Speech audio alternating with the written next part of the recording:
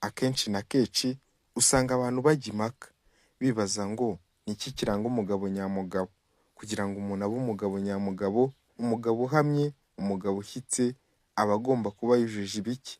Ese aba agomba kuba afite umugore, ubutunzi se, amafaranga?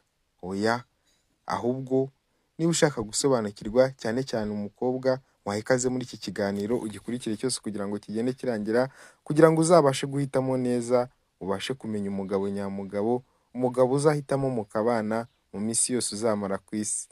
Niba rero nawe ukurikiye iki kiganiro uri umugabo cyangwa uri umugore, genda usobanukirwa urebe ko wujuje izi ndangagaciro kugira ngo umenye niba uri umugabo nyamugabo. Abahanga dukesha iyi nkuru bagiye bagaruka ku bintu bigiye bitandukanye biranga umugabo nyamugabo. Njye mugiye kubana muri iki kiganiro ni Joshua, muhaye ikaze. Ntabwo byorohera abantu kubona ubusobanuro bw'umugabo nyamugabo, icyakora hari imyitwarire n'ibikorwa bishobora kuranga umuntu bigatuma abandi bamwita umugabo uhamye cyangwa umugabo wiyubashye. Ibikubiye muri iki kiganiro by'ingenzi abantu bashobora gushingiraho bavuga ko ubyujuje nta kabuza aba ari umugabo, nibyo tugiye kurambura mu magambo make. Nturambirwe, gusa kora subscribe, ukande like kugira ngo tujye tubana mu biganiro byacu bitandukanye. Kandi wibuke kudusangiza igitekerezo cyawe, nawe ube washyira muri komenti ibiranga umugabo nyamugabo mu byo utari bwumve hano, kandi niba hari ibyo uri bwumve ubidusangize muri komenti, tubwire ati nanjye ibi ndabyubahiriza. Ikintu cya mbere kiranga umugabo nyamugabo nk'uko abahanga babivuga, bavuga ko adakwirakwiza ibihuha.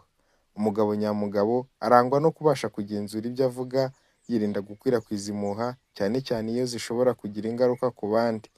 Agerageza kuba inyangamugayo kandi akarangwa n'ishyaka kuri bagenzi be, ku buryo aba yumva yabarinda igishobora kubasubiza inyuma mu buzima bwabo bwa buri munsi, ku buryo akumira umuntu wese ugerageje kubakwizaho ikinyoma cyangwa bavuga nabi muri rubanda.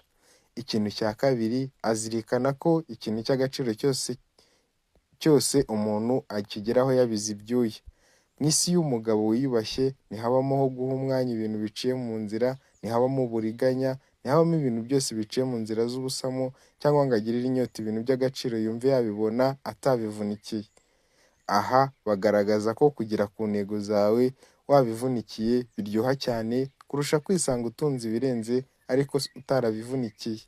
Umugabo nyawe aba akwiye kuzirikana ko ntawe usarura aho atabibye.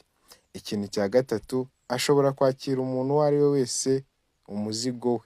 Ashobora kugusanga ku kibuga cy'indege utwaye ibintu byinshi akagutwaza, ashobora kugusanga hari ikintu uri gutegura byagoranye akagufasha. Umugabo agaragazwa nk'umuntu ushobora kugutera ingabo mu bitugu mu kazi kagoranye kose yagusangamo, kandi akabikora atarobanuye. Waba umwana, waba umusore, umugore cyangwa se ugeze mu zabukuru aba agomba kumufasha. Umugabo nyamugabo asubiza ubusabe agezwaho, akamenya gutandukanya ubwibone no kwigirira icyizere. Umugabo nyamugabo agomba kurangwa no kutirengagiza ubutumwa n'ubusabe bw'abantu, kabone n'ubwo byaba bisaba kubahakanira icyo bamwaka. Niba umuntu yagize umutima wo kugutumira mu gikorwa cyangwa ibirori runaka, ukwiye kudatesha agaciro uko kugutekerezaho aba yagize, akaba yagutoranya mu bandi bantu benshi azi akagutumira. Aba kandi yifitiye icyizere mu byo akora, adashidikanya ko azabigeraho, ariko kandi ibi akabigira atabyitiranya n'ubwiyemezi cyangwa no kurangwa n'ubwibone. Ikindi kiranga umugabo nyamugabo, aba afite mu mutwe hafungutse. Umuntu ufite mu mutwe hafungutse amenya gutanga ibitekerezo bye, ariko akanaha agaciro iby'abandi. Aba afite ubushobozi bwo kugira ibitekerezo ku ngingo zitandukanye, kandi ntiyange kugonda ijosi mu gihe hari nk'ibyo yumvise bitanzwe n'abandi agasanga bihabanye n'uko we yari abizi, ahubwo akishimira ko hari ikintu gishya yungutse.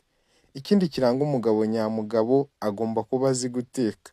Bamwe bibwira ko guteka ari umurimo ugenewe abagore cyangwa se igikorwa n'abantu baciriritse, Ariko kimwe mu biranga umugabo nyamugabo wiyubashye ni ukumenya guteka neza kandi agategura ifunguro riryoshye.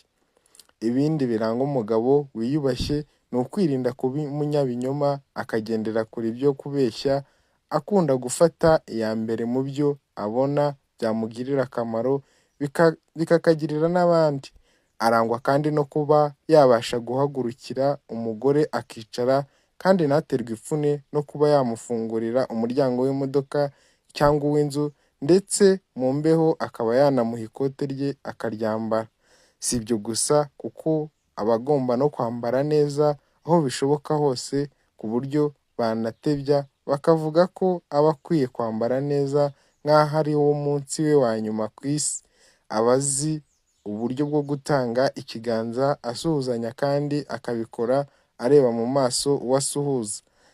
Uyu mugabo kandi ntarwanira kwishyura iyo abo basohokanye bamugaragarije ko bashaka kwishyura. Yirinda gusa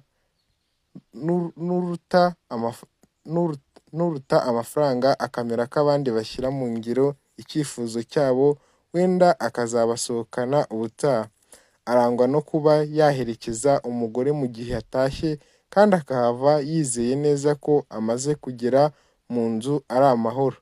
Umugabo nyamugabo kandi aba agomba kuba yubaha Imana, akunda gusenga ndetse akora imirimo myiza y'urukundo.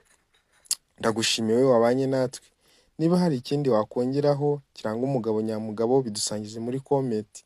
Wibuke gukora subscribe, ukande like ndetse usangize n'iki kiganiro. Duhurire mu nkuru zacu z'ubutaha.